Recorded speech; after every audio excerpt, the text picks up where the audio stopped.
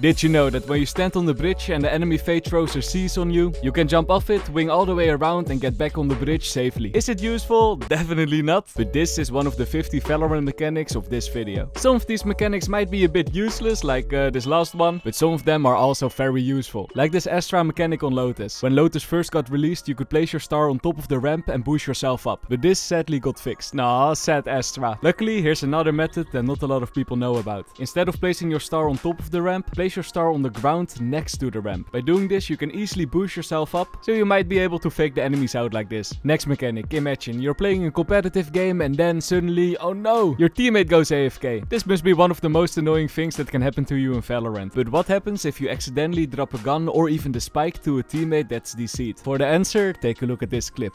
Don't overthink it. That's my job.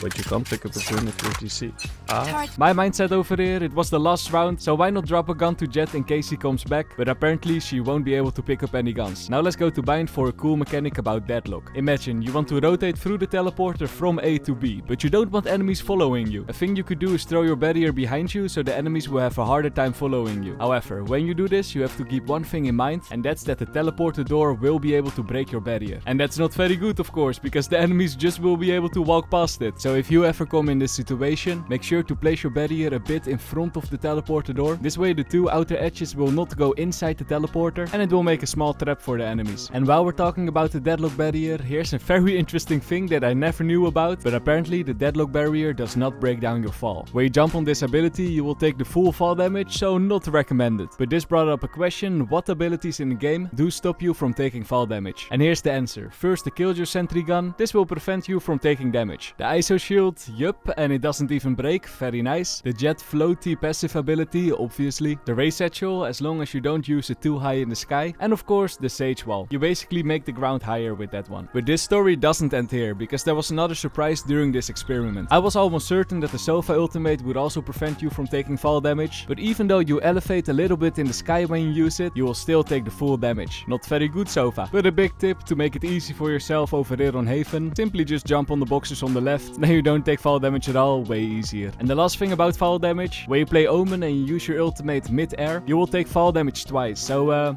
think twice before you do that. Now let's talk about the Q ability of Deadlock. A cool mechanic that not everybody know about is that when you place down your Q, the hitbox will reach a bit above the placement. This means that when you place down your Q under the bridge, for example, it will still hit the enemy standing above it. Weirdman71 used this mechanic in this round over there, in combination with the nice C lineup and the ultimate lineup. Just look at this clip and learn. Listening. Sensor down. No escape.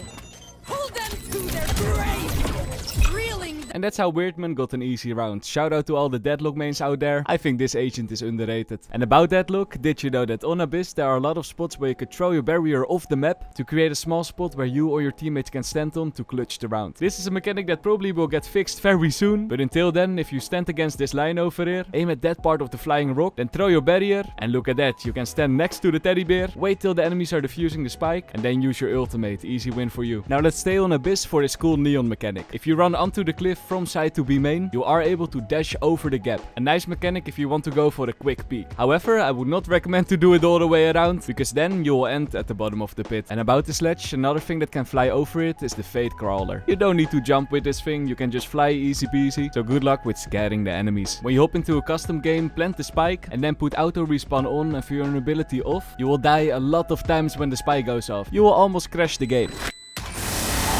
I'm really sorry for your ears. I should have warned you guys, sorry. But this brought up a question for me. How many times do you die? You sadly cannot see it in a scoreboard. However, every time you die, you will drop a classic. So what I did was start counting all the classics. It took a while, but in total I found 127 classics. So you die 127 times in like 5 seconds. Now it's time for some experiments with the Raze ultimate. If an enemy is standing behind this door on Abyss, will the Raze ultimate do damage through the door? And the answer to that is yes. Easy kill for you. But this got me wondering, does this mechanic work on every door in Valorant? So I went to Ascent and tested the same thing out. And then suddenly the answer is a bit different, because on Ascent your ultimate does not do damage through the door. Phew, Gekko, this time you're safe. But maybe not with this next one, because what happens if you do a lot of damage to the door and then shoot your ultimate? And the answer to that, phew, Gekko, again you're safe. I'll keep you alive this time. But not over here on Lotus, kabam! Yep, the Lotus door is made of paper. Bye bye Gekko. But now the next question, can Harbor stay alive inside his Q ability? Let's see, kabam, nope. Bye bye Harbor. Harbor. Honestly, I think that should be a cool buff to Harbor, make his Q block abilities like the Raze ult, and maybe more people will play that agent. And about Harbor, here's an older mechanic that maybe not everybody know about. When you use the Harbor ultimate, you can strafe forward, and then your ulti will move faster and further, and when you strafe backward before you cast your ultimate, it will move slower and less far. Keep this in mind when you play with this agent. Same idea with the Omen flash, by the way, but I already showed that like 10 times on this channel, so you probably already knew about this mechanic, and if not, now you know. A brand new mechanic I never showed before is about the Gecko Wingman. What if the Gecko Wingman is planting on Abyss, but he's planting a bit too close to the edge, and you bounce the Wingman off the edge with the Raze satchel, for example. When this happens, the Wingman doesn't fall into the Abyss, but he will just disappear instantly. But now the question, where does the spike go to? A lot of people would think to the attacker spawn, but this is not true, it will go back to Gecko. And let's stay on Abyss for another question. Imagine you win the last round, you want to do a victory dance, so you decide to jump off the edge to end the game. But what will happen to your scoreboard? Well, my friends, I tested it and this is what I found out. First of all, in game your death will go up. Oh, that's not good for your kill death ratio, my friend. But no worries, once the game is done, the death doesn't count in your total score. Oh, it didn't count as a death. Look,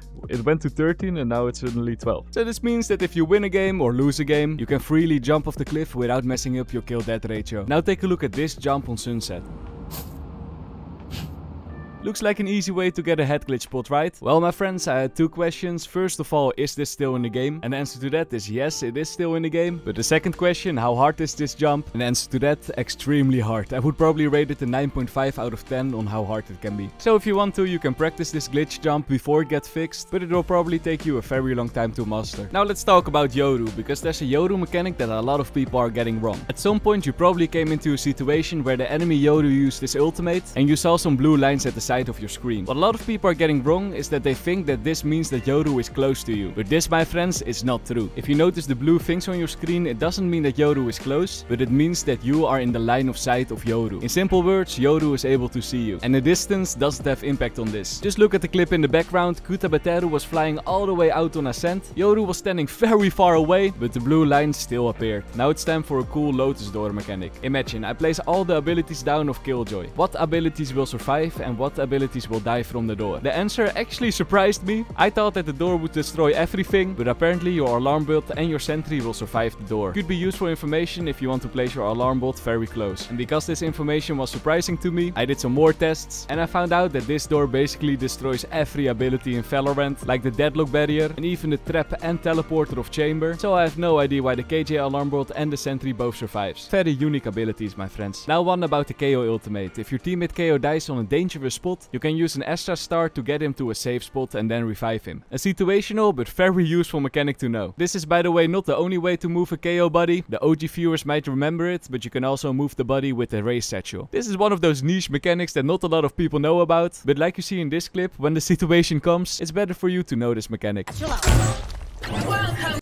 A very OP tactic, my friends. You're also able to satchel away the sentry gun of your teammate Killjoy. This one is useful for if you want to troll your teammate, I guess. Be careful with using this one. Now it's time to talk about some guns. If you scope with the Outlaw and you shoot 2 times really quickly, it looks like this weapon has a pretty big recoil. But when you take it under the loop, you find out that this is not the case. With this gun you can shoot 2 times as quick as possible and both bullets will go to exactly the same spot. No recoil at all. Another gun mechanic is about the Bucky. This thing I actually showed in last video, but for those who missed it, when you run with the Bucky, it doesn't affect your accuracy. This means that you just can go for walking shots easy peasy. And about this weapon, if you look at the left, you can find 3 of those bullet thingies. And apparently, if you shoot your last few shots, those bullet thingies will disappear. It's just a cool visual thing you probably didn't know about the Bucky. Now let me show you a strange brimstone mechanic. Sometimes when you put your molly on a high spot, the enemies will take damage even though the molly isn't visible for them. For example, here on Haven. When you planted the spike, stand against this crate, aim at that part of the bush and do a jumping molly throw. When you do this, your molly will land on the boxes and the enemies will take damage even if they crouch. This is a very nasty visual glitch and I hope it will get fixed soon. Did you know that you are able to interact with things inside the Omen ultimate? Things like closing doors and picking up guns. You used to not be able to do this, but they added it in a patch a few weeks ago. And you're also able to interact with things inside the ISO shield animation. Very niche but could be useful someday. Now take a look at this clip.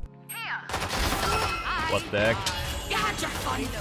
Oh, come man, I have your gun, right? I have your gun, right? Oh, he's on the left. Haha. Those who saw the Clove to Ascendant series probably already have seen this clip, but for those who don't know, if you kill Clove, you can pick up the gun, and then when Clove used the ultimate, Clove doesn't have a gun anymore, easy kill for you. And this, my friends, was the last mechanic of this video. If you know about some niche mechanics, please type them in the comments, I would love to hear them, and maybe I put them in the next video. Thank you so much for watching, and bye bye.